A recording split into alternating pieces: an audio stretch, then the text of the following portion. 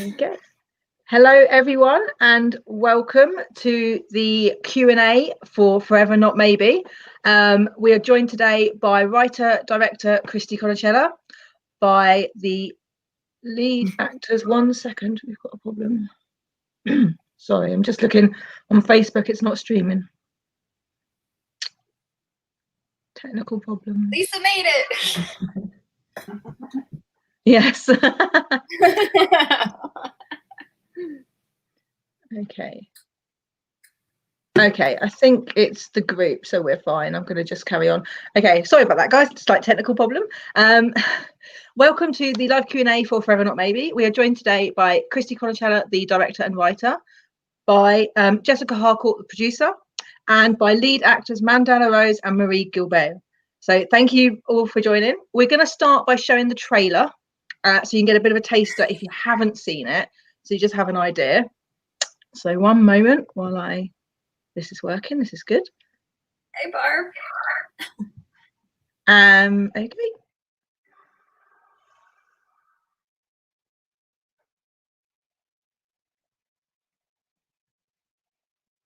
Yeah.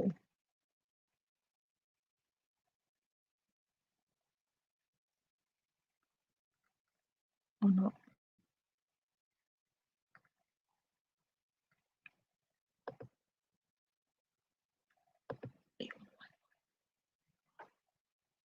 Okay, I'm having technical problems.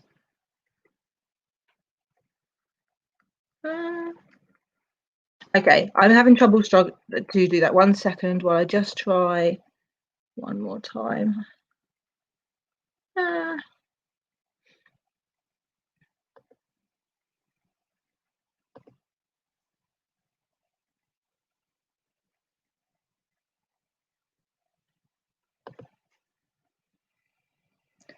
Okay. I think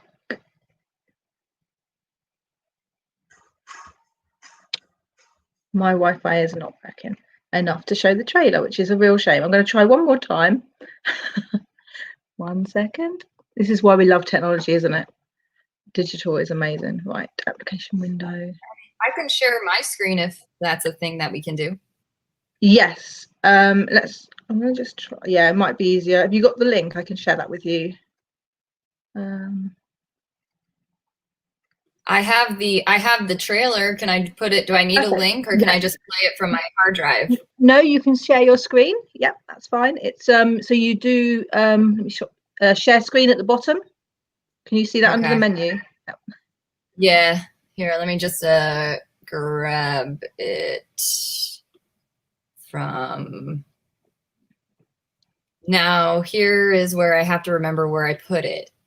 Okay. Entertain yourselves at home. Yay. Okay, so I share my screen. Yes. Okay. We're just giving people time to come in.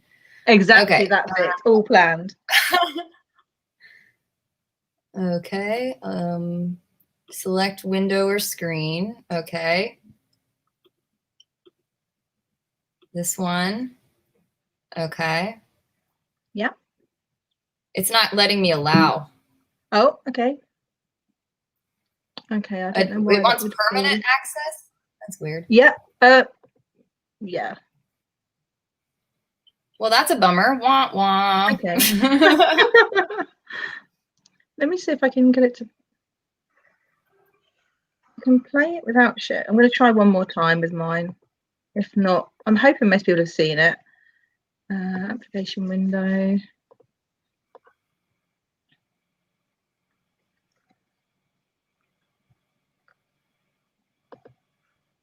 Do you know what I'm going to do, actually? I'm going to open it in a different browser to the one we're using, because that might be the problem. Having two Chromes open at the same time. Oh, here, it's going to let me do it now. Okay, I'm going to do it. Okay. Okay, Naomi. Brilliant. I've got it here. Can you see it? Yes. Okay.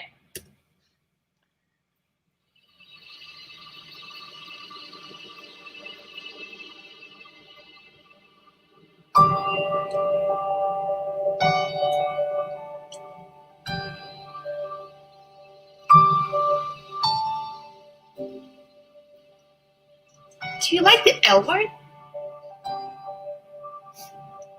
Do I like the...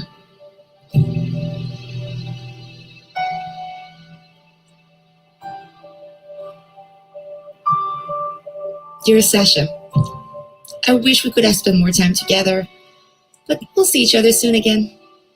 I promise. Remember? Elizabeth. I still remember how it felt to kiss your lips. I can hardly wait to kiss you again.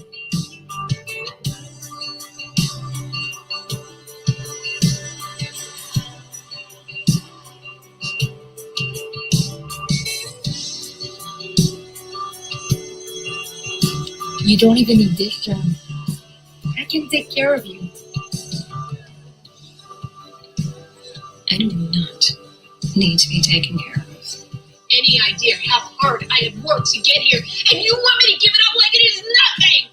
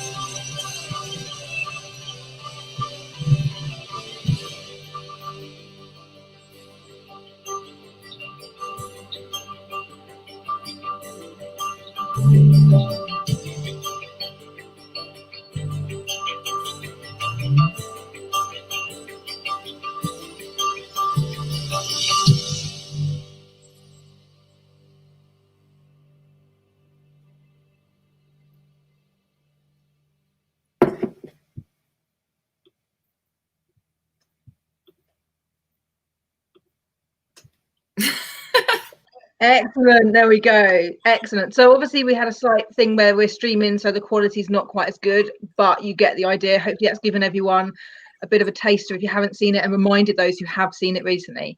So we've already got loads of comments coming in across lots of different channels, including like on YouTube and Facebook. So Lisa, welcome.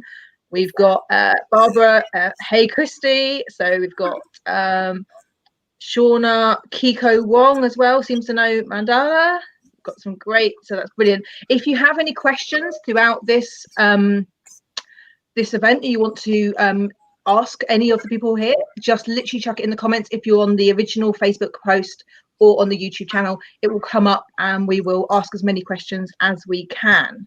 So on to the most important thing that we've got, which is starting the live Q&A. So we have got, as I say before, I will repeat for anyone who's new joining us, we have got Christie Conochalla, writer-director of Forever Not Maybe.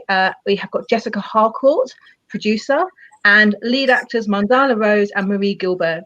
So thank you so much, everyone. And yeah, so this is really great. Now, Forever Not Maybe was released on last Thursday, the 12th of November. This has been a long time coming. So what I'd like to start with is a little bit of background from Christie on when this project started.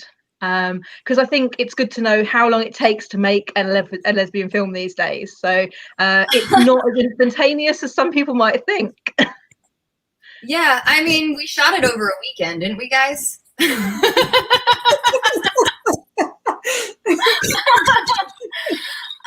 No, I wrote it in July of 2015.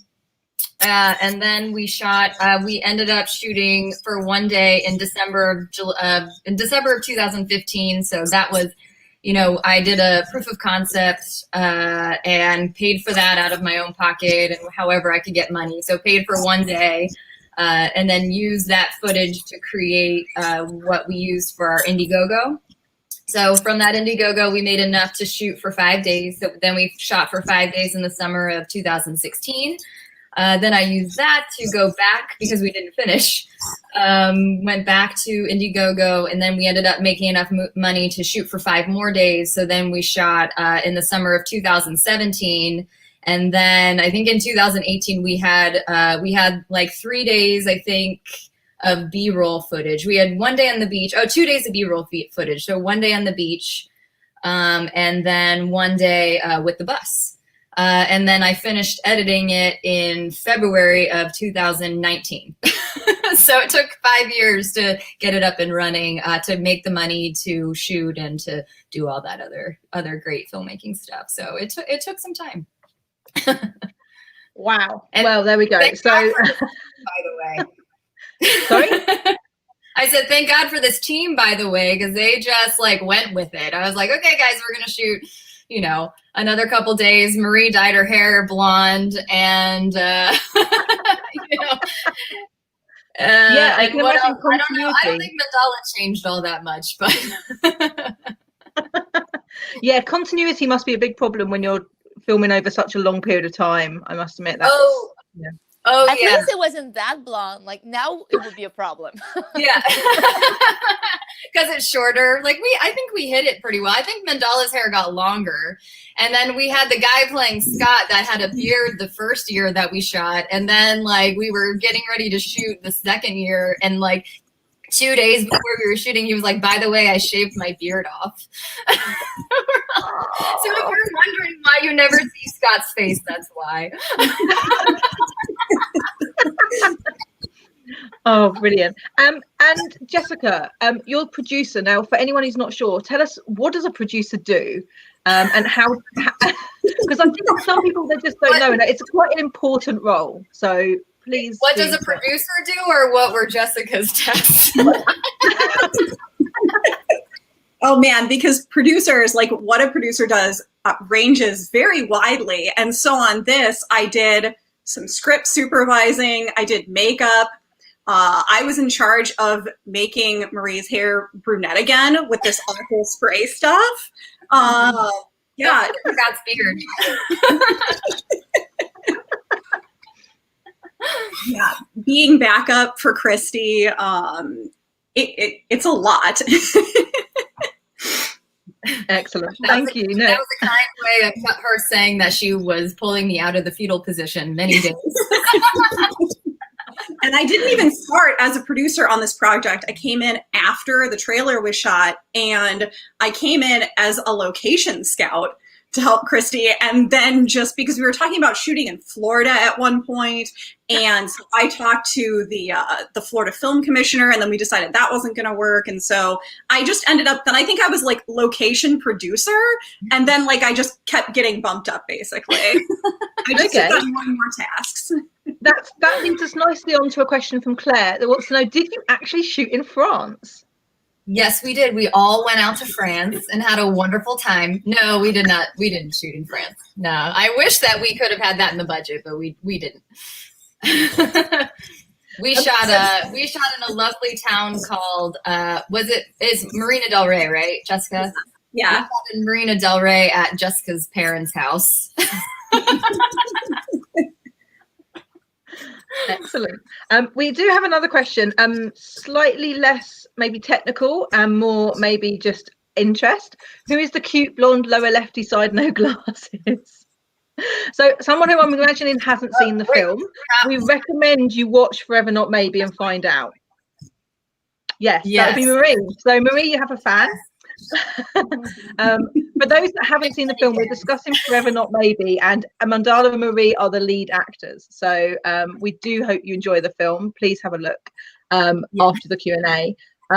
So on to Mandahla and Marie.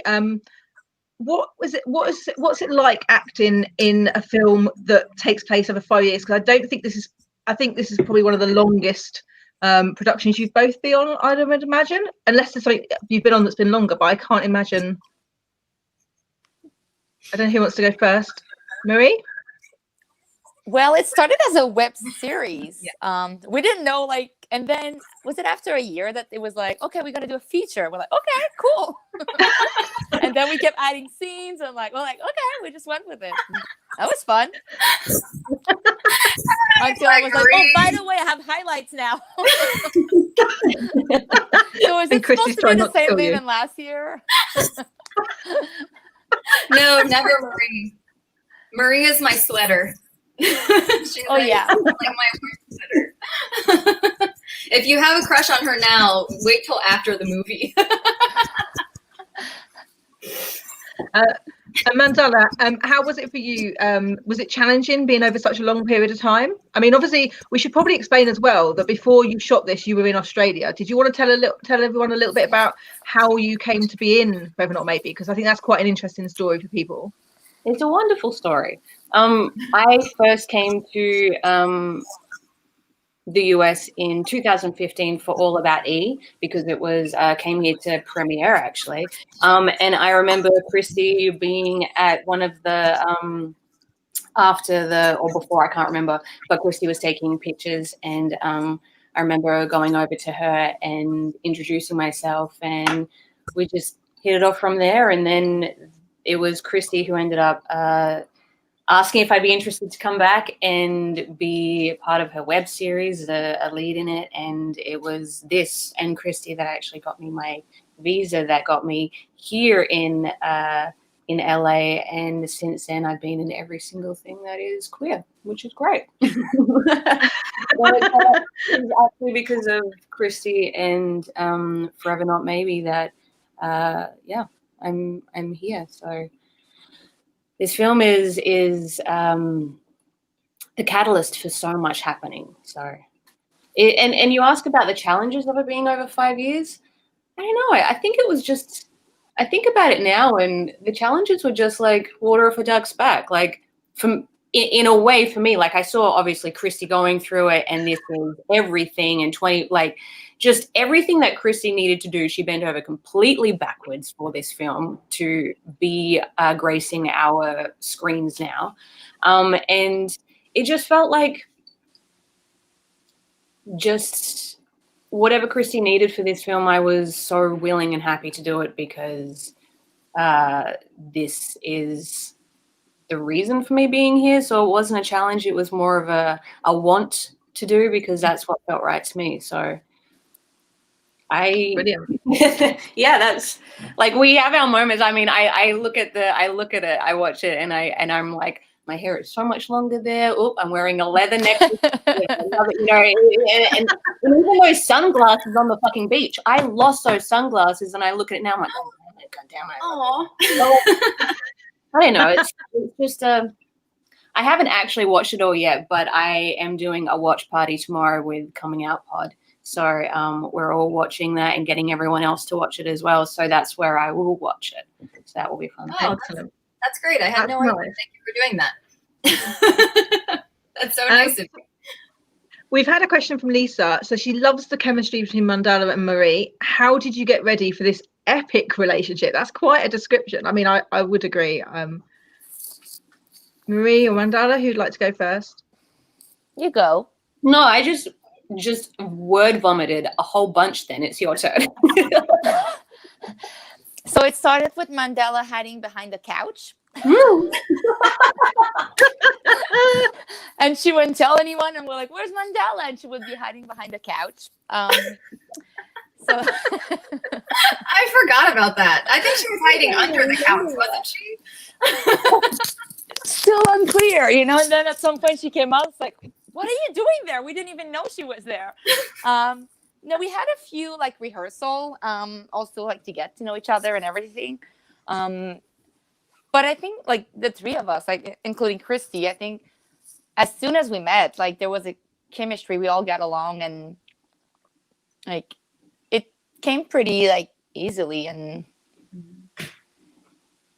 what? Yeah.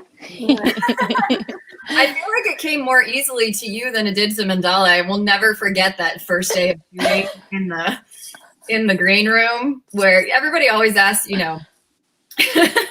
everybody always asks how it is too, because they literally met, and then a couple days later they were making out in a green room. And in a real green room actually, and everybody always asks how difficult that was. And Mandahla is a very shy person, so I kind of leaned into Marie to be that personality that could draw her in, and figured out ways. I was watching the monitor. It's so weird directing. Watching them making out on the monitor, and I kind of was figuring out what I could tell Marie that would bring Mandahla more into it. And there was just these moments I was like, hey Marie, this is what was going on. Or like the classic moment that I almost forgot to tell the story of when we were shooting downtown and Mandahla wasn't like, I don't remember what was going on, but she wasn't quite into the relationship at that time. And it was another scene where they were making out. So, you know, Jessica and I were like, hey Marie, come here. We gotta talk to you. And we knew, I was like, we're gonna roll this take, but what I need you to do is I need you to walk in there and grab her and pull her head into your face and stick your tongue down her throat because something needs to change. And she did it, and it was really, really funny. And it like after Marie did that, Mandahla comes out of the kiss, and I think it was like one of these.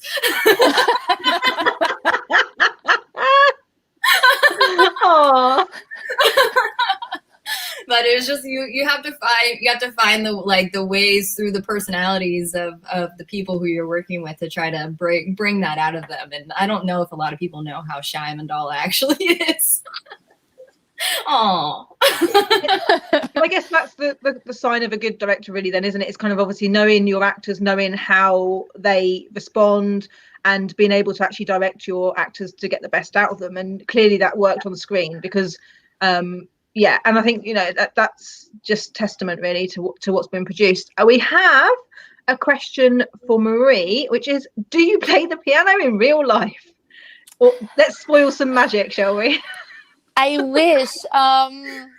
Not really. Sorry. I had a hand double, like a piano double. So Jessica, is this a producer's role? How do we magically create a piano player? Or is this more Christie? Who wants to pull back the curtain? We luck out by our DP having been a piano player, and so we shoot her hands instead. Forget, we also had Katie. Yeah, we also brought in another actress to do the playing. I won't share with you what Marie's piano playing looked like, but Mandahla actually really played the piano at the end of the movie. If you haven't seen it yet, go to the end. You know, we were shooting that day, and Mandahla just, of course she did. I don't know why I didn't expect it, because this is just what she does. She, you know, I didn't know what was going on. She just sat down and started playing Claire de Lune. She had taken her own time to learn the song. So we were like, yeah, perfect. That's now the end of the movie. It's perfect.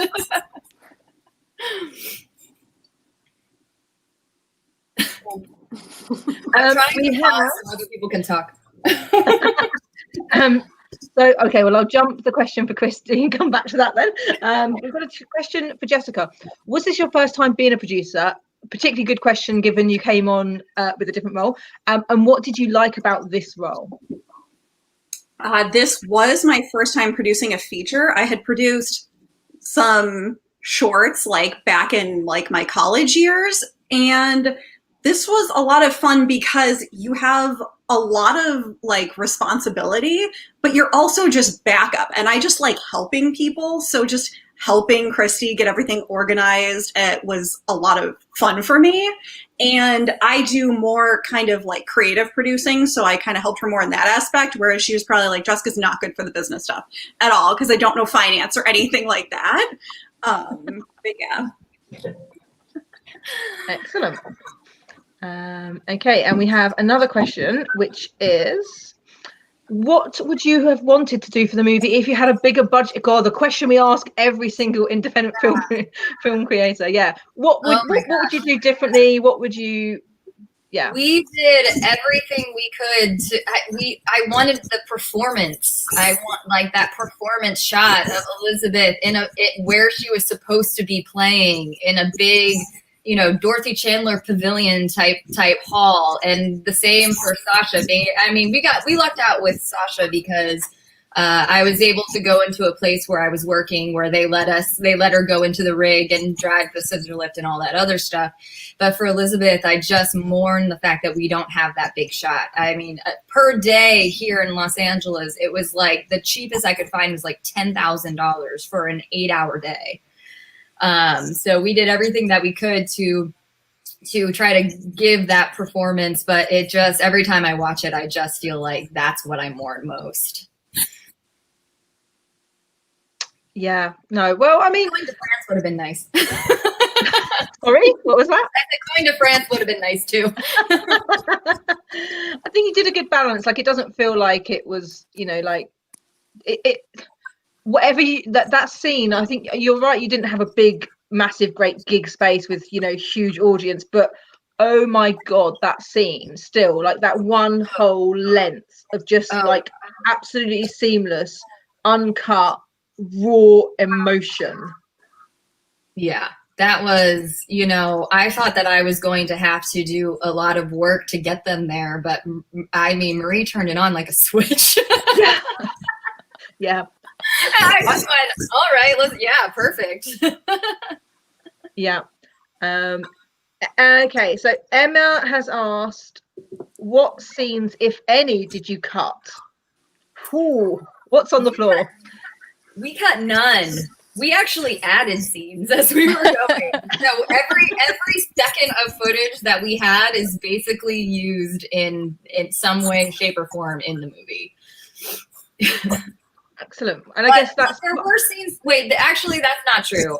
That's kind of not true, because in the script form, the original script was 96 pages, but we only had enough money and days and time to shoot 65 pages. So there were some scenes that, like, there's a scene toward the end of the movie where Elisabeth is on the patio with her friend Amy, and that scene was longer. There were a lot of scenes that were longer, but there was nothing that was cut at all. And I guess that's the challenge when you're working on a budget, isn't it? That like you can't afford to shoot stuff that you might not use, and you've only got so much content, and you're trying to make a feature site. Yeah, I mean, you have to be kind of very creative and very clever with what you've got. So that's, yeah, I can completely understand with that. We have another question, a semi-spoiler. I don't think it's so much a spoiler as a highlight, and also something to really intrigue you to watch. The L word line is the best. So how did that come into the script? Oh, I want to know this. This is a good question. Trying to figure out if a woman is gay can make us all anxious. That was priceless. Now, we did a watch party, and I can say that everyone wrote this line down as like a pull-in tip. So the line for context is, do you watch the L word? So Christie, how did this come into the script? I wish I had a more interesting answer for you. I just, you know, for a long time I worked in coffee shops, and I just remember being a barista having crushes on some of the customers that were coming in, and I think that was just like, oh my God, no, actually, you know what? I do know where that came from. It was an actual story when I worked at a coffee shop down in Culver City when I first moved to Los Angeles. And this, like, the most angelic, beautiful, fantastic woman I ever laid my eyes on came in, and she ordered a vegan cookie. And you know, I'm standing behind the register, and oh, are you vegan? And I believe that the conversation led to the L word because I was trying to figure out where she stood. It worked out pretty well. I mean, not that worked out, but I think it is the global language we have, because there's not many other things that transfer globally to identify who's lesbian, because it's not, you know, a lot of us are quite invisible. So and the L word's obviously got great exposure, so it is kind of a bit of a global thing. So, you know, the modern day hanky code, I guess, in a way, for visibility. And it works online as well, so it's even better. I mean, you know, so yeah, definitely a note. How did you balance intense drama? Okay. How did you balance intense drama aspect and lighter romance aspects? Oh, she always has the whopper of questions. Casey. Casey is our executive producer. So Jessica was talking about the financials and the paperwork, and Mandahla was talking about the visa stuff. That's Casey saves my butt so many times. How did I balance? I don't think that I really did. I know Jessica and I had pretty intensive script work because Jessica had worked on a web series called Last Life. And if you haven't seen this web series, go on YouTube or wherever. Jessica, where is Last Life? YouTube, and I think it's on Prime now as well. Okay, so go and see that show. But she had learned from helping them with that show what the project would need in order to satisfy the audience that we were kind of aiming at. So Jessica and I had a lot of intensive script sessions to make sure that we had a good balance between, because in my preferences and story, it's all about the anguish and not so much about like the happy fun stuff. And then Jessica is the total opposite. I have to go this way. It was the total opposite. So she was making sure that it wasn't all just anguish and long distance relationship, to make sure that we actually had, the date shot where I had Jessica direct the stuff on the beach, which was pushed to the movie by Jessica. I did not want the salad days date stuff. I thought it was going to be too mushy and emotional. And Jessica's like, no, you have to have this. We are shooting this. We are organizing it. We are shooting it. We're doing this. And so now I watch the movie and I'm like, thank God she did that, because they're some of the best scenes. They do balance each other out. I think one wouldn't work without the other, maybe. And I just, there's definitely a lot of emotion. I mean, there's definitely parts of the film where I am bawling my eyes out and crying. And actually, interestingly, a lot of women in the watch party talked about how so many different things they completely understood because they've been through, if not everything, part of it. And so they really connected with the film. Katie's asked, were there any points in filming where things went off script and it worked so it was kept in the movie? Marie, Mandahla, do you remember any? Did you go rogue at any time? Did you guys write any lines? Did we work on anything that was outside the script? We have a big winner. Oh my God. I totally forgot about that. Marie, you tell that story. So, first day we were shooting, Mandahla was undressing me and she grabbed one of my boots and had a hard time with it. And finally she got it. And I don't know why. I just said, we have a big winner. And Christie was like, cut. That's not going to work. It's because with her accent at the time, it sounded like she had said, we have a big wiener. I kind of could see where that's going. I could see why that maybe needs to come out. Oh. I think we were all laughing. The shot was ruined anyway, but that just made it into the final cut. All of us laughing. We've got another question from Ping.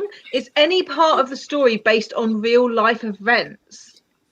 Now, obviously, a lot of people can really understand at the moment with COVID, long distance is probably a theme a lot of people understand, and being disconnected from partners. So, yeah, anything real life? Kind of. A lot of the stuff with them being obsessed with work, that's me. Personally, I choose work every single time. It's terrible. I love what I do. And I have, writing the film was kind of cathartic and trying to work that out within myself so that I can have the ability to have friends and do things, which I'm still not very good at doing, but I feel more centered with that now. But a lot of it is based on, I have a lot of friends who tour. So they work for bands and went before COVID, they were touring all over the world. And I have one friend who had gotten in a relationship and left and came back. And something that's very normal is when people leave, they come back, they're different people, like all the time. And I would deal with it too. Like I don't really tour or anything, but people would leave or I would leave and I would come back and it would be like, okay, well, I left and life was normal. And now all of a sudden this whole thing is blown up. So I was kind of writing it I was writing that to get back at all those people where I was like, this is how it should be. Like, you should be able to live your life and still like have this thing work out when, if you leave for a weekend and then come back, like we shouldn't be in fear of going out because we want to keep a relationship, So a lot of that came out in this particular story. So there's some things that are like it, but mostly it's fictional. But what Mandahla's character did is a profession that I did for a long time. I did lighting for concerts, and I still do lighting for events and television and stuff like that. So that in it of itself is real. And also I have like crushes on pianists. So Jessica was trying to get me to change the character to a guitarist. And I was like, no, it's just not the same as like a pianist who like, don't you want to wake up and they're like playing Claire de Lune for you when you walk downstairs. So the was written as like my dream woman, huh? It was just because it was easier to get a rock venue. That's the only reason why. Yeah. So Elizabeth was like the woman of my dreams of the time when I was writing it, and yeah. And still, when I watch it, I have a huge crush on Elizabeth. She did a good job. I was there during shooting, and I'm still like, ooh, Elizabeth. So this isn't the only person who's asked this. Actually, will the film ever be on DVD with a digital commentary? I would love to do that, and I want to do 2 separate ones because I want to do one with Jessica and I, because Jessica and I have a totally different view of the movie than anyone else, because we literally lived that thing for 24 hours a day, 7 days a week Jessica came on 4 years into it, and for me it was 5 years. So we see things very differently and hilariously, I think. And then I would love for Mandahla and Marie to do one if we ever had that opportunity in the future, to see where, without me taking over the conversation, what happens. Yeah, no, it's I think that would be amazing to really kind of get that insight behind the scenes. So that's something we can look forward to. So loved the film. It's so lovely to see fantastically genuine and happy queer women's representation in film.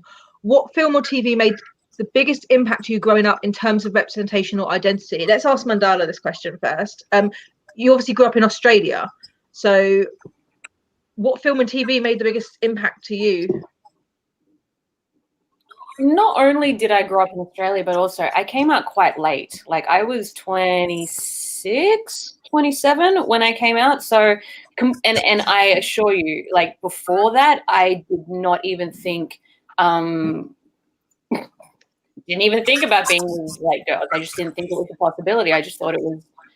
So whenever I watched anything, I definitely had crushes. Well, I mean, hindsight, I go back now, I'm like, so gay.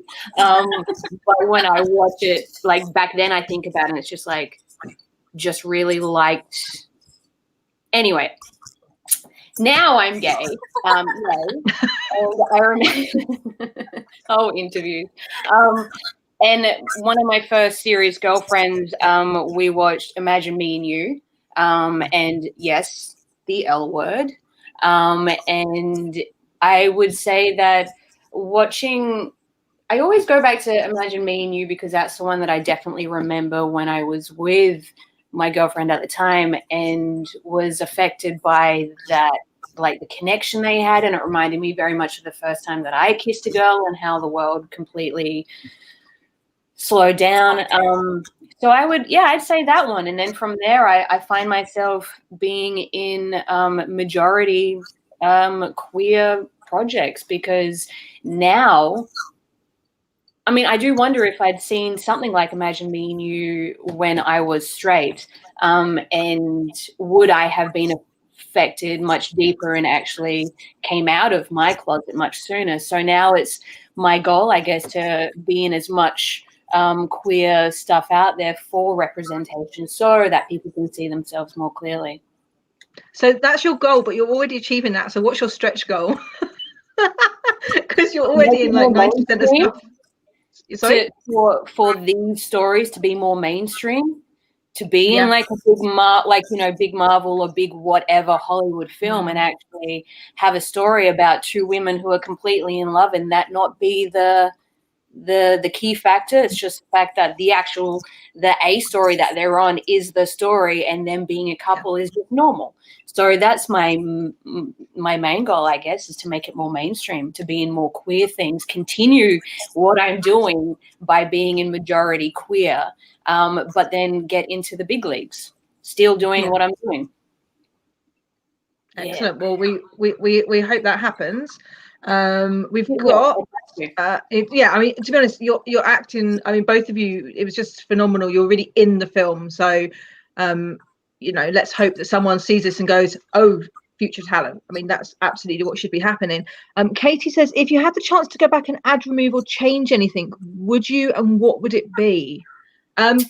Marie, I want to ask you, is there anything that you would like to have seen Elisabeth do differently from an actor's perspective?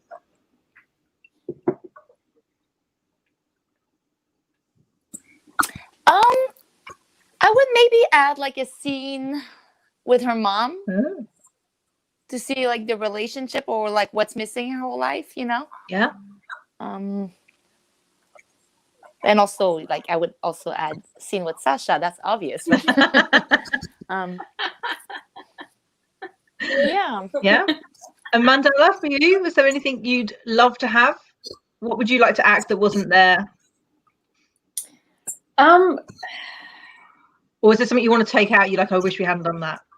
No, I don't. I mean, hearing Christie say that we pretty much used every single scene that we shot, like that's pretty incredible.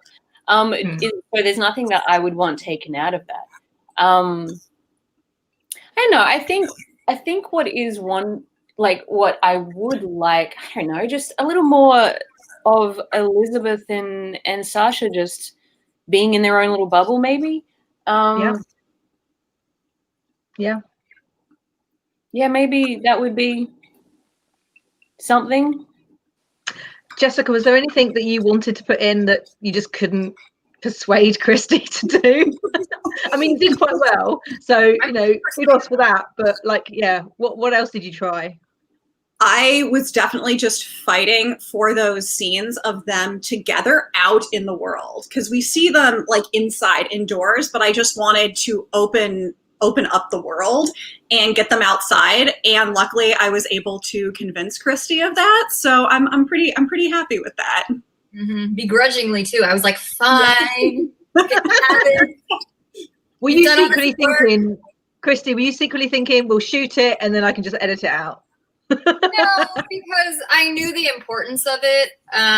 Because obviously I had written something that was a lot more expensive than the budget that I had, and so we had to. We did have to make a lot of sacrifices within that, which made me really sad.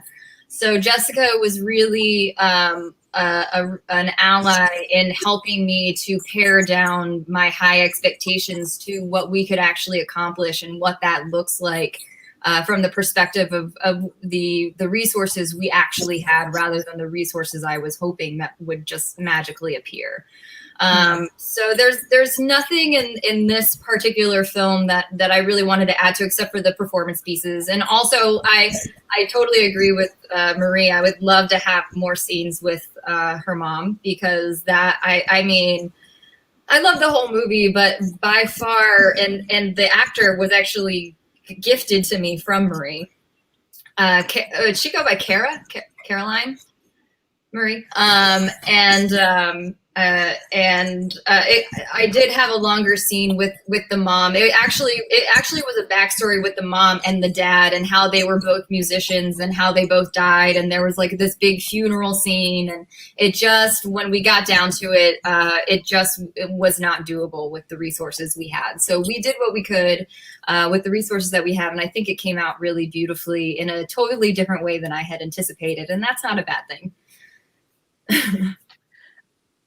So we've got another comment, Barbara. There was a lot of crying and intensity, and love the performance. Just want to congratulate Mandahla and Marie. Really beautiful. What do you like most about your characters? Is there a particular quality that you enjoy? Mandahla? I like that Sasha is a real take no bullshit from anyone.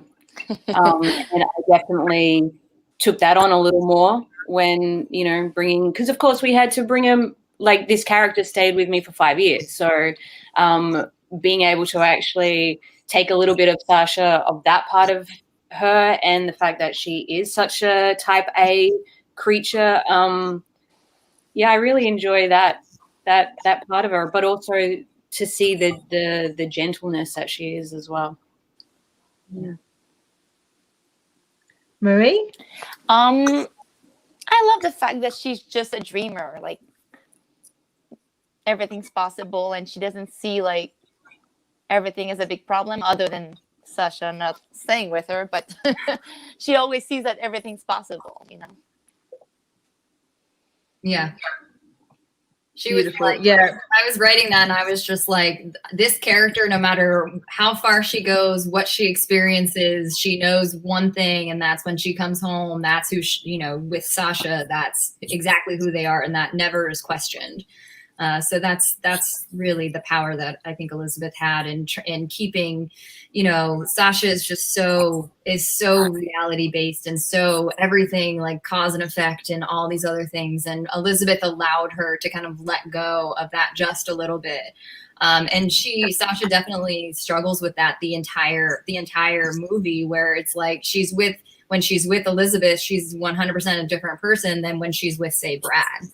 You know, and the person who she actually is the person that she is with Elisabeth. But that in and of itself is such a dream, because Elisabeth is never around for very often, that she doesn't know up from down, right from left. Like, she doesn't know what's right. All she knows is who she was is stable, and who she is with Elisabeth is kind of an unknown that makes her uncomfortable, except for when Elisabeth is there, and then everything falls into place. If Elisabeth were able to be there, but also, you know, there's the stress of her job where she worked so hard to get where she was, like she couldn't even think about giving that up for anything, because she had decided this is what she's going to do. She did all the things that she needed to do. She achieved everything she was needing to achieve. So Elisabeth being like, hey, come with me, we're going to have a great time, just like flying the world, like that was not a place that she was able to be at that moment. Because of everything that she had put into her life up until that point. And so James has asked, now we obviously discussed that this did start out as a web series. At what point did you change from a web series to a feature? Now, this is your first feature film. You've done short films before. So what was the reason behind that change? And at what point in the 5 years did it go from a web series to a feature? Because that's a really interesting decision to make, because it's quite a different product, but also then its lifespan is also very different. Yeah, and it's really distracting. Casey, you need to change your Facebook name. Just Casey. So it was a web series through 2000 when we shot for the 5 days in 2016. And then when I was kind of tooling and putting them together, and when we had made the money to shoot more, I honestly, and Jessica can attest to this, I honestly thought that we were only going to make enough to shoot for 1 day, you know, but we made enough to shoot for 5 days. So when we were so just wonderfully gifted by our donors on Indiegogo, the biggest donor, Elise Lamb, thank you so much. Always thank you. I sat down with my director of photography, Alicia, and she said, you know what, just go back to the script, write in the transitions, make this a feature film. You have enough money to shoot for 5 more days. That'll give you a feature, and that's going to be more helpful for you in the future than anything else. As far, you know, she was thinking about my career and being able to, because I want to direct features. That's I love web series. I love I love short films, but I am a feature director. And so she said, if you want to be a feature director, you have to make this into a feature and just make it happen. So thank you, Alicia, my director of photography, Alicia Robbins, who's incredible. That's really good advice. I think I'm really grateful it's a feature film. I just think it just works so well. We've got a question about the music. Now, music is, or sound in general, is always a challenge with independent film. It's one of the most expensive parts, potentially. So with such a small budget with this film, how did you choose the music? Where did the songs come from? tell us a little bit about the sound and music? So I, I was trying to exercise all of my options for how to get a really great soundtrack because the movie is music based. So I knew that Elisabeth was going to kind of lead into Claire de Lune because that was, that song is really important for her and that character. And then I found I was using a music supervisor type website that offers, a whole slew of different kinds of musics and soundscapes and all this other stuff. So I literally just went in and was typing moods and underscores and all this other stuff to try to figure out where I wanted to go with it. I had help from a friend of mine called Sal, or Saul. And he picked out like the opening song of the movie, and then he had created a couple of underscores for it, and then through a bunch of different edits, I had latched on to that original song from that song at the beginning because it's so great, and just kind of latched on to that band who became like Sasha's favorite band called the Photo Taxis. And just built from there. And with each new cut, I just felt like I needed different music. So I would go back and find the moods and just like listen for hours and hours a day of stuff that would fit appropriately for what I was trying to do. Because the nice thing about doing things like creating a nice underscore for certain moments, and even to this day, I forget that I put some music into it and rewatching it. Oh my gosh, that works so well, that underscore. It really changes it. I feel like the music made the movie bigger than I had imagined that it would be, and I'm really grateful that I was kind of networked to that opportunity on that music supervising site. Excellent. We've got another comment that's come in. Congratulations on the release of the film. It's so special to share something with the world you've lived with for this long. And I'm sure the story will be really positive effect on those who need to see its representation. So really kind words then. I mean, that's the thing, isn't it? This has taken so long. I mean, how has COVID impacted the release of this film, and how much kind of excitement, or how do you feel about the release given the kind of current situation? How has it had an impact on the release, would you say? Or? I don't think so. I mean, I had different expectations, which should have been my first. The first thing I noticed was kind of the downward spiral of my plans. You shouldn't have expectations. I'm really mourning the fact that we had an LA premiere that was supposed to be in April. That's now a digital premiere, and that wasn't even for myself. I had seen this movie in a couple different festivals, and I'm really proud of the ones that I got into, and I had a wonderful time. But it was never going to have that path. I really just wanted to get it to the audience that it was meant for, which is you guys. So I'm mourning not having that red carpet experience for Marie and Mandahla and Roxanne and Alicia and Jessica and everybody who worked so hard on the film. But I feel like COVID just brought to the forefront more creative ideas and probably a better way to get it to people than I would have known existed before. So I'm going to be grateful for the opportunities that it has given me, but I'm also, on the other side, I'm sure had COVID not happened, we would have been on a different adventure and it would have been equally amazing. But my number one priority is to get it to the audience that it was meant to be for. So that's why I'm so grateful to Naomi and Lesflicks for aiding us in this process, because I've never met a group of people and Naomi who just care about that audience so significantly that they bend over backwards to make that kind of stuff happen for the audience. So on that note, Alison also says, well done on the film, congratulations. So it is just such a beautiful film. We've also got a question from Mandahla and Marie around preparing for your characters. So, and I think this is particularly interesting again, because over that 5 years, what do you do to get into the headspace, and how do you kind of put that to one side and keep coming back to it? Because obviously you as actors also will evolve over that time. So did that impact as well? Did you find your methods increased as you went through? Who'd like to go first? Marie. Sorry, photo. Go ahead, sorry.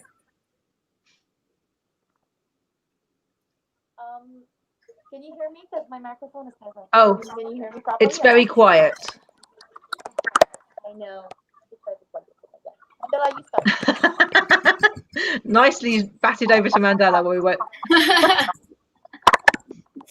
I think I mean, Sasha being American, that was definitely a step into getting into character.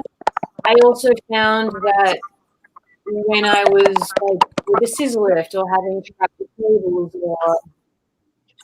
or just Marie being Elisabeth being in the room, like it just, and I guess it just fell into it. Like it just didn't feel as though it was, I don't know, I don't really talk much about how I get into character because I don't really think about it.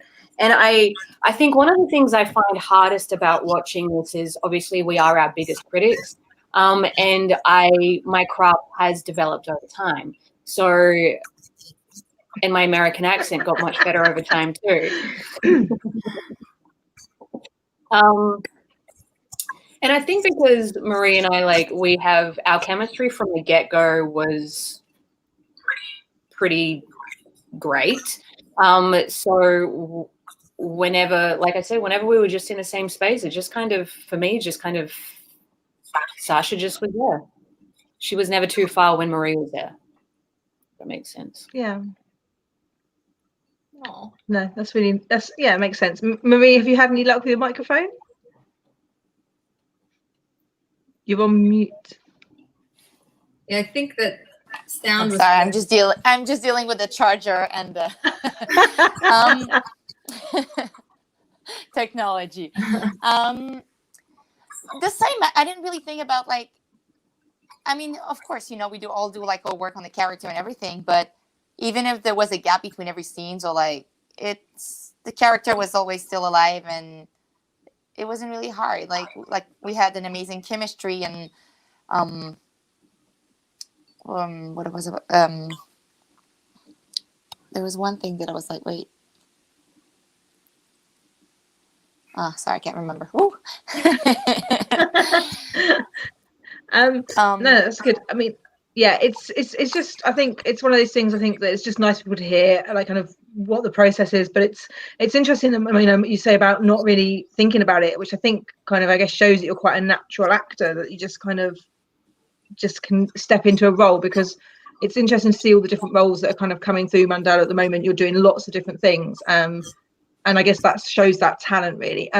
So it's just, yeah, very, very interesting to kind of see the development as well over the kind of 5 years and all the things you've been in. And I guess that's why people are picking you. They can see that kind of diversity in what you're able to do, really, which is quite exciting. Someone's asked a while ago, and I lost it, so I can't find it again now, but whether you've done anything else since. Obviously, this film finished a while ago. Marie, did you want to start? Have you worked on anything else? Yeah, but nothing major, like, you know, like small roles on like other indies or like commercials.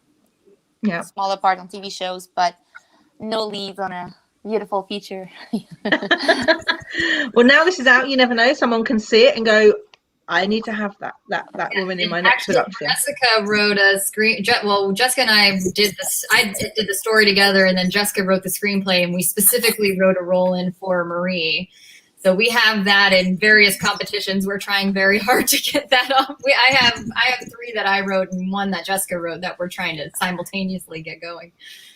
Wow. So she's always in my mind. And I have one for Mandahla too, by the way. Well, I suppose the problem with Mandahla is trying to find space in a schedule. Mandahla, stupid question. Have you done anything since filming Forever Not Maybe? Well, my schedule is pretty open. I've been very lucky enough to be in a number of projects. I write them since I came to LA, and Forever Not Maybe is my first one. It's at the top of the list, and since then, whenever I've shot something, I've added since. And I have 16 up there, which is pretty cool. And one of them is a feature film, and all of them except for that feature film is queer. They're queer. Actually, 17 because I'm in the middle of shooting something at the moment. Yeah. So I feel very fortunate, which is funny, because if you hear me talk to myself, I don't think I'm working hard enough, and I could definitely be working harder. But again, that is our own inner critic. But yeah, it's pretty damn cool to look on that list and be like queer, queer, queer, queer, straight, queer, queer, queer, queer, queer, queer, queer, queer, queer. It's very cool. Very, very cool. And Jessica, have you? So this was your first producer role. Have you done anything since? Is this giving you the bug to kind of do more then? Yes, for sure. Yeah, I've produced a couple of shorts since then and done. I do a lot of stuff. So I've done sound work since and some camera work since. So yeah. Yeah, and she also helped me produce House of Lorraine. How do you say that, Marie? Yes. So I dragged her and Mandahla with me to help shoot that for Lisa Tedesco, the first directing experience but her first like finance directing thing, and we're really proud of what it's doing now in the festivals. 10 or 11 festivals, I think, right now. Well, I was about to say, Christie, what else are you working on? And I guess also, are you wanting to do more features? Have you got more shorts? Are you hoping for a shorter turnaround from start to finish? Yeah, I have, like I said, I have 3 features that I've written. I have a dramatic kind of supernatural feature, and I have a dramatic, more like childhood magical type feature. And then I have a Christmas movie, and they're all queer. And then Jessica's romantic comedy. So I have things that I would really love for it to push forward, and I really want to direct more features. What I learned from Forever Not Maybe was that I don't want to produce my own features, because I realized when I'm watching it that there was a lot of sacrifices that I had made because I had my producer hat on, rather than, when we shot August in the City, I was like hell bent on, we have to do this. It has to be accurate. Like, I was just fighting for every second of it. But when I had to deal with the other things that were not directing, I was sacrificing things that I didn't need to sacrifice. So I find it really important to find, to try to find maybe a person that could take that role off of my shoulders. And I feel very patient with that, because I have the 3 scripts that I have. I feel really strongly about. Finding Yesterday is doing quite well in competitions and things like that. So I know that when it's right to make those features, it'll just happen, and it'll be a lot easier, because I feel like I really forced Forever Not Maybe. Like, I was a bulldozer, man, getting that thing done. And Mandahla was right. I was just like bending over backwards and doing backflips and doing all this stuff just to push it forward. And I don't want to have that particular type of experience again. I want to be more there for the creative part of it, which is why I love directing. So. Yeah. And I guess this is the challenge, isn't it? Is like kind of financing these films and getting them made, and that's quite a journey in itself. So Alison, funny enough, has said, glad you have more films in the making. Now, obviously, having scripts and having them start the journey of being created is very different. Yeah. Financing is one of those big challenges. So you did mention briefly, so you crowdfunded for this film, and it was 2 crowdfunders even. It's not even just the one, wasn't it? So, how, and I guess that's the thing, is like, most people would think, you get an investor, oh, well, that's the ideal, you find an investor for a film, but how tough is it having to crowdfund as well? And did you find that was interesting or helpful to find the audience, or was it just like a pain, really? It's a pain, because I'm not good at that kind of stuff, So I was really fortunate. Number one, I was really smart in casting Mandahla, because she already had fans from All About Eve. So that was really significantly helpful for networking the crowdfunding out there. But also Lisa Tedesco, who just also tirelessly helped me with those types of things. She's such an incredible supporter from start to finish in everything that I do. She was like handling contests and things like that. So she was really helping me with that. But I'm terrible with that kind of stuff, and I hate asking people for money. Like, I hate doing that kind of stuff. So it's really hard, and it's also a full-time job. I know I saw, and I don't know if Nicole is still in here, but I had seen a panel with Tina Cisa Ward for her web series Anyone But Me. And what I didn't know is they kind of created crowdfunding. Like it was back in, I think 2007, 2008 that they shot that. And Tina was just saying, I got my actors. We went on whatever YouTube or whatever was available at that time. I don't even think it was YouTube. And they did a telethon. And that becomes your entire life, like creating nickel and diming and creating these things. Now, I got really, really lucky because Mandahla had some two in particular, Janae and Elise, who they supported us without thought of return. And they just said, we support what you're doing. We want what you're doing to get out there. And we're going to support you however we can to do that. And without them, it would not have been what it is. And I'll forever be grateful for them. And also, I never want a crowdfunding ever, ever, ever again, ever again. Yeah. I think it's interesting because it's the way a lot of lesbian films get made. But it's, as you say, it's almost like taking that energy away from where you really want to have it. And it's not fair. It's not fair to the film. Like there's no reason why mainstream companies shouldn't be picking up lesbian content. It has an audience. We are human beings, just like straight human beings or hetero, whatever. I don't know what the PC term for straight people is these days. But it's just not fair that it's harder for us than it is for a story between a man and a woman, because when it's about love, then that should be the story. It shouldn't matter. So yeah, absolutely. What's everyone's favorite line from a movie? That's from Ping. Interesting. So I guess any films that have inspired you, any lines that you remember and you think that sticks with you, because I think for Forever Not Maybe, the line of the film now is like, do you watch the L Word? That is officially the kind of line that everyone's kind of quoting, which is great. Let's start. Jessica, do you have a favorite line from a movie? From this movie, I don't know. From another movie. Oh, from another movie? Oh man, I don't know.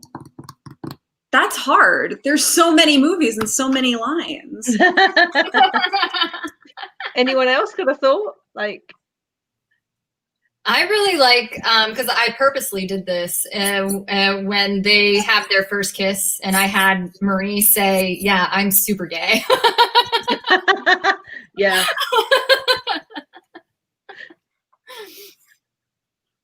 Yeah, no, I'm super gay. It's another great line. I think it's interesting, isn't it? Because I think films do have lines that audiences catch on to, and it tends to be those lines that people really kind of either it resonates with them or they think I can use that.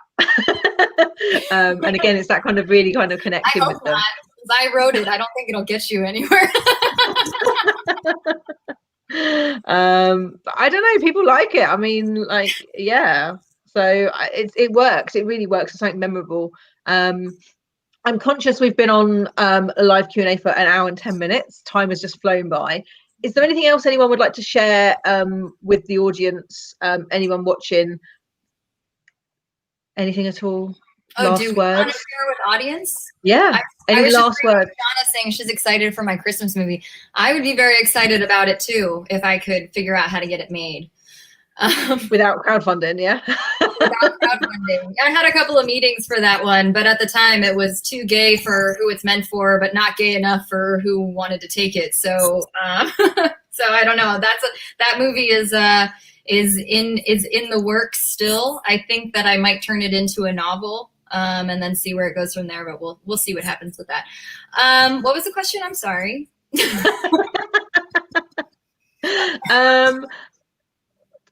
Was there a question? Yeah. Any last words? Sorry. Yes. Any last words for the audience? Come on, guys. I've been talking this whole time. Marie, say something. Thank you for watching the movie first. Yeah. Okay. Thank you. Yeah. No, and that's really important. Without the audience, there's no film. Jessica, is there anything you'd like to share in terms of your hopes for what people get out of the film, or anything? I just hope that people enjoy it and know that it was definitely a labor of love, a very long labor of love. Yeah. Mandahla? If you're not doing anything tomorrow, I think we start at 1. Coming out pod with Lauren and Nicole. We're going to do a watch party. And I have only watched it halfway through, so I will be watching the rest of it for the first time. And you can see the reactions live. Is that 1 p.m. PST? I think 1 p.m. LA time, PST tomorrow. Yeah. Tomorrow's Saturday, right? What is lockdown life? I've no idea. Yeah. So I'm excited to watch it with I think I've been wanting to watch it with other people to get their reactions, and that's why I haven't watched it by myself, because my head goes over the performance and everything. So I'm really looking forward to watching it with a bunch of people. So join me. Yeah, it's definitely different when you watch a film with an audience, because you kind of get that from the crowd, the kind of interaction. It's just nothing like it. And I guess that's the one downside of a pandemic. But there's no reason why films can't also get big screens later down the line. And that's the beauty as well with Christie having this film released independently. She's still got the ability to put it into screening. So, you know, anyone who wants to kind of have it where they are on a big screen can just reach out to Christie, and we can, you know, see what we can do to make it happen. You know, because I think, yeah, these films, definitely no filmmaker makes their film thinking this will look great on an iPad. So, you know, that's kind of perfect for this film anyway. It took us 5 years to make it. It will, you know, when COVID is over, depending on when that is, we actually get to all be in a theater together. Who remembers what that was like? Yeah, I'm still mourning our LA premiere. But that can happen at any time, and I think that's the thing, isn't it? The order in which films go now is completely changing, and there's no rule that says just because it's gone to digital that it can't go back to a screening. Like, everything's changing, and that's the beauty, I guess, of the audience as well. Everyone can access things at different times, so it can still have its big screen. You can still roll a red carpet out and celebrate. I mean, chuck the rainbow carpet down and just, you know, we're always going to have a time to see a film. Yes, I do want to answer Allison. You can watch the film on the Lesflicks platform, and I know on Lesflicks social media there are links galore and how you can do that. And I'm not sure, is today the last day for the theatrical thing, Naomi? Yes. So watch it today. And I think that you're going to watch it on the coming out prod tomorrow. I don't know how that is, but let me know. Oh, yeah. Are we not? Is it not on Lesflicks tomorrow? But if it's not, Mandahla, just talk to me and I'll find it. I'll get it. No, it's not. So at the moment it's on its initial release, so it's a rental only. So from tomorrow it will go over to subscription as well. So it means you can either rent the title or you can also subscribe to Lesflicks and watch it along with lots of other content. So it's just we're tracking the kind of a traditional release in that sense. Yeah, if you rent it today, it's a 3-day rental. From tomorrow you can either do a 3-day rental still if you want, but you can also subscribe to Lesflicks, and then you can watch it over and over and over and over and over again, along with about 70 shorts, 18 features and 7 web series, all the queer content you could want for your heart's desire. So it's not going anywhere, don't worry, it will be there. It's not the sort of film that just vanishes off the internet. It's one of the really big things we're trying to make sure is films stay accessible and easy to find. And for my last words, I just want to say thank you to everybody who has watched it. Thank you for coming into this Q&A. This is the first time all of us have been together talking about the film, which is really exciting. And I want to thank Lesflicks for like, oh my gosh, I cannot tell you how amazing Lesflicks is. I want to thank Nicole and Mandahla for creating the watch party for tomorrow. Thank you so much for your continued support and trust in me. And I hope everybody enjoys the film and you subscribe to Lesflicks so you can watch it over and over again. And I hope that we get to do this again with another film sometime soon. Thank you so much, Jessica, Mandahla, Marie, and Christie. Thank you for giving us a great piece of representation that really just talks to so many people, because it's just got so many layers to it and so many positive representations. You've managed to bring, strong career women, long distance relationships, which, as I say, distance from partners in COVID is something everyone's really kind of starting to relate with. But there's just so many different aspects of the challenges, like being in a male dominated workforce. It's just so many things, and that's what's really, I think, making so many people connect with it. And you've got raw emotion, talented actors, and you've done an amazing job with the first feature film. So thank you everyone for joining us today. Thank you, Christie. We'll try and make it easier for you to make your next film so that we don't have to wait 5 years, and that we, you know, potentially can do this again sooner rather than later. So thank you so much, everyone. If you have watched this, what I would say is you've all got a really strong, powerful voice in you with your social media. Everyone, independent film is not promoted enough. If you don't have an A-list celebrity, it doesn't get picked up by press, the media as much, but actually you're all really influential in your friendship group. So if you've liked this Q&A, if you like the film, get on your social media, share it with your friends, recommend it, because that is actually the way, you know, the way that we hear about these films is by our friends recommending them. So you can actually all really help this film go further by just sending a tweet, sharing a Facebook, you know, chucking a picture up on Instagram. It's actually hugely helpful. So yeah, everyone can do their little bit. It doesn't cost anything, but you know, the good karma goes out for miles. So thank you everyone, and yeah, stay safe, stay well, keep watching and championing lesbian film. Thank you everyone. Bye. Thank you Mandahla and Marie and Jessica for being here. Thank you.